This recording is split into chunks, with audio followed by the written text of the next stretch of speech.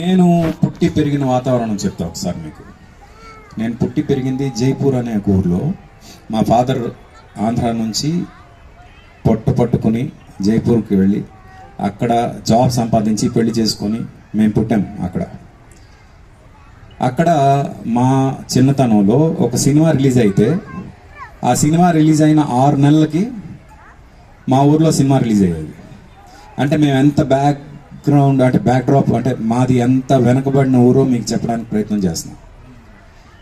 అలాంటి ఒక ప్లేస్లో ఒక కుర్రాడు ఇండిపెండెంట్గా ఆలోచించి నేను సినిమాల్లోకి వెళ్తాను అని చెప్పి వచ్చి ఇక్కడ నిల్చున్నాను అంటే దానికి కారణం మా పేరెంట్స్ నాకు ఇచ్చిన ఫ్రీడమ్. వాళ్ళు ఎప్పుడు కూడా నువ్వు ఇదే చేయాలి, నువ్వు ఇలాగే ఉండాలి అని ఎప్పుడు నాకు బౌండరీ లైన్స్ పెట్టలేదు.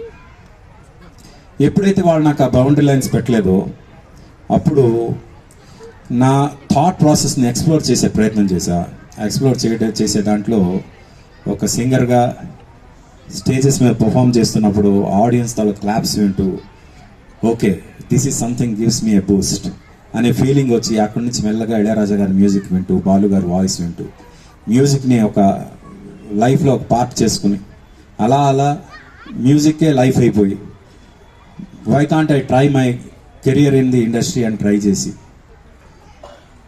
సంగీతం రాదు, ఎవరి దగ్గర అసిస్టెంట్గా చేయలేదు, ఏ ఇన్స్ట్రుమెంట్ ప్లే చేయడం రాదు నాకు. నేనేం అబద్ధాలు ఆడలేదు, ఈ 3 నిజం. అయినా నేను మ్యూజిక్ డైరెక్టర్ అవ్వగలను అనే నమ్మకంతో వచ్చి మ్యూజిక్ చేశాను.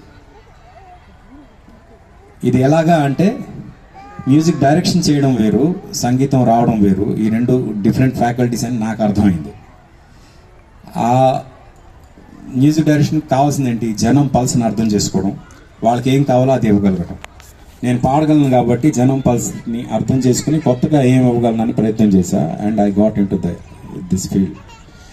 అండ్ అవకాశం రావడం ఇంపార్టెంట్ కాదు, దాన్ని ఉపయోగించుకోవడం ఇంపార్టెంట్. నాకు వచ్చిన అవకాశానికి 100% ఉపయోగించుకునే ప్రయత్నం చేశాను. డెఫినెట్గా నేను చేసిన ప్రతి పాట మీ అందరికీ నచ్చేలా చేసే ప్రయత్నం చేశాను. రైట్.